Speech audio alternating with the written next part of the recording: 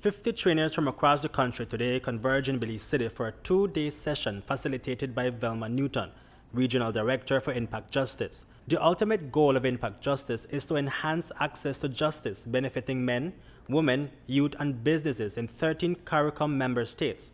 The initiative is divided into 4 major components, including alternative dispute resolution. This component is considered as a cheaper and faster method of resolving conflicts than using the court system. The key factor of this component is restorative practices. Restorative practices is a mechanism for dealing with violent behavior and for showing persons, parents, children, whoever, that you do not have to solve your problems by resorting to violence. There are ways you can do it, so that the person who is harmed receives an apology or some sort of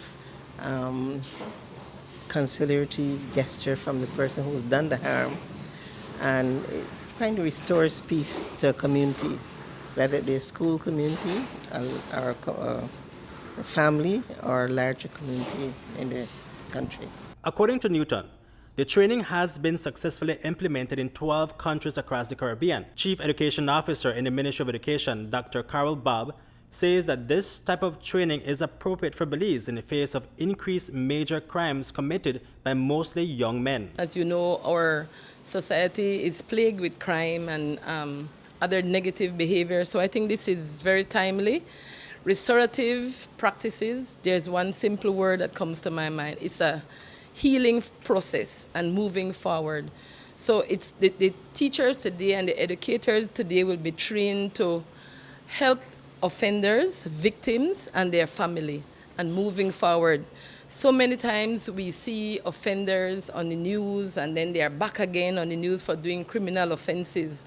The restorative practices is to help them to find out what they've done wrong and how we can support them to lead more productive lives. We also have to bear in mind the victims too. The victims' families are very angry and they want to retaliate. So it's a very difficult time for them too.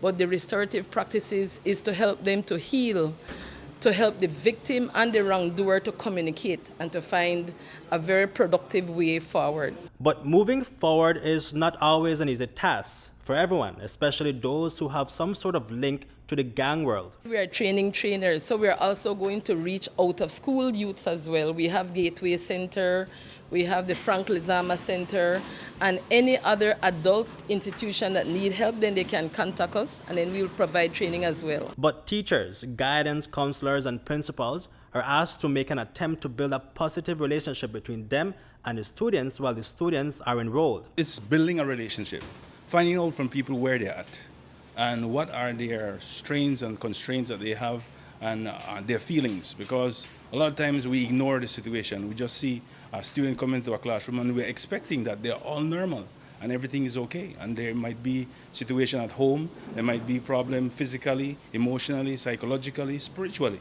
And so these children need to have a certain sense of balance, and therefore we need to have a supportive community, whether it be the home or whether it be the wider community, the school, the classroom. That needs to be understood. The Impact Justice Project is fully funded by the Canadian government under an agreement with the University of the West Indies. Reporting for News 5, Hipolito, Novelo.